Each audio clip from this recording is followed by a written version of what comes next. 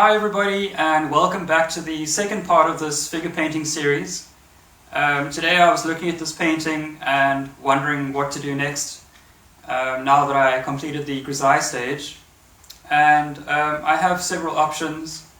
I could paint the Verdaccio as I did in the previous series and give it a greenish hue, but I didn't want to be too formulaic about it.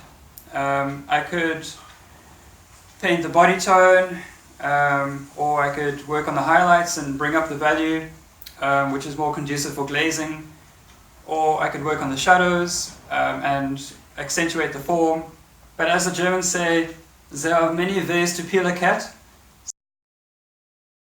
But today I decided to work more on the halftones, since the grisaille has given the halftones a slightly bluish hue.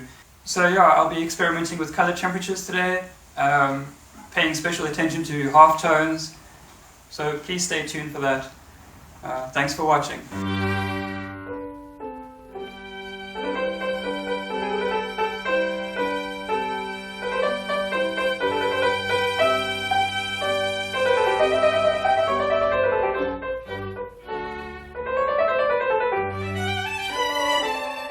Okay, so these are the colors I'm using today.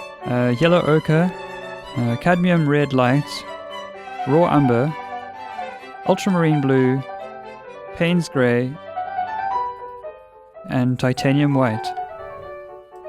And when I can't find a rag to paint with, I just use an old sock.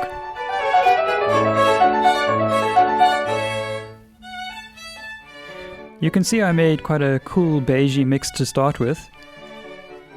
I also mixed some olive greens and cool blue greys.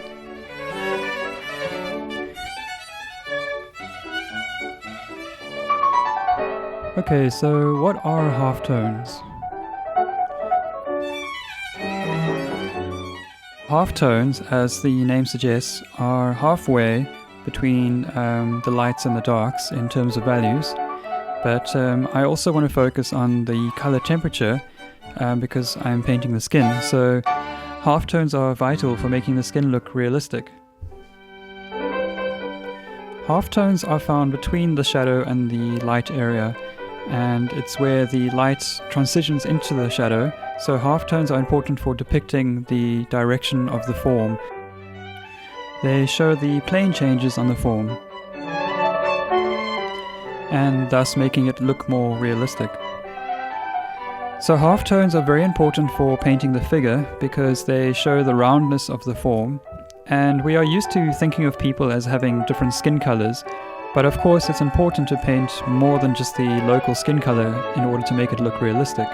So this is where alternating color temperatures come in. Generally speaking, the color temperature of the skin is warm, whether the person be of fair complexion or is darker. The shadow areas are normally the warmest, because the flesh is warm.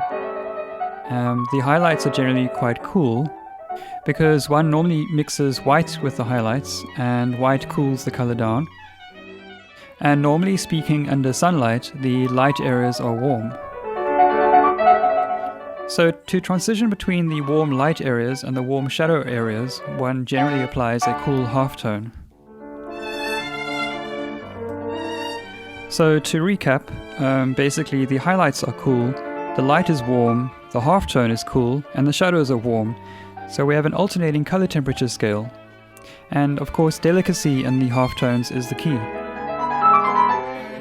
If you study Bouguereau or Rembrandt's figures or portraits, you'll see this quite clearly.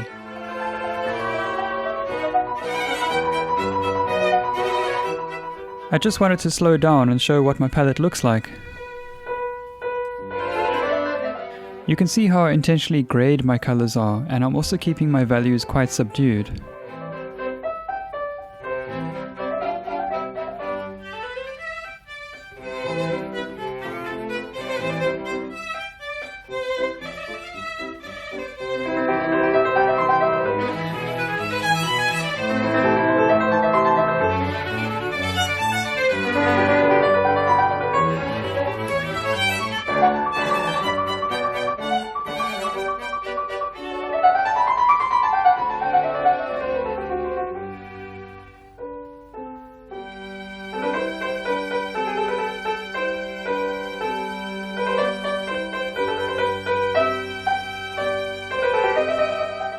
When it comes to painting the figure, sometimes it helps a lot to do an anatomical diagram showing the skeleton and the muscles.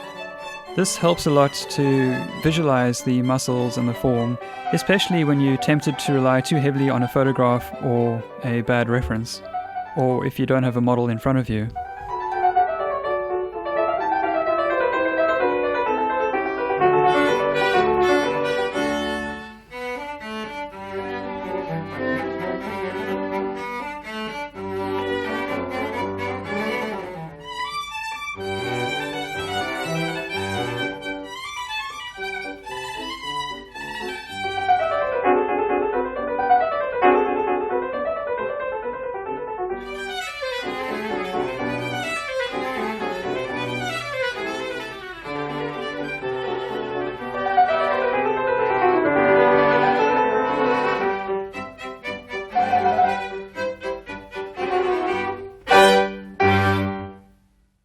Okay, thanks for watching everybody, and for the art nerds out there, I will do a little blog post below adding a bit more information.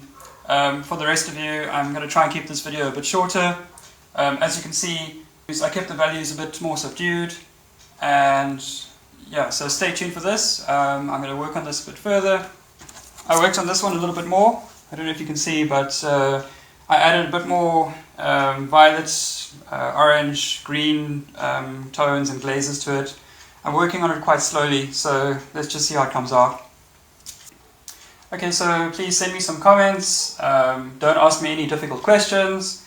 If you have any painting buddies you want to share the video with, please go ahead. But otherwise, have a great day. Okie dokie.